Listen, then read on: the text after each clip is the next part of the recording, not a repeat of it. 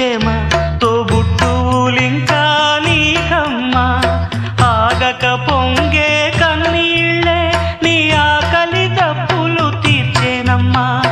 ఆగక పొంగే కన్నీళ్ళే నీ ఆకలి దప్పులు తీర్చేనమ్మా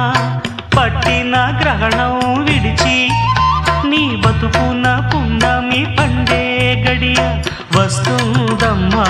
ఒకనాడు చూస్తున్నాడు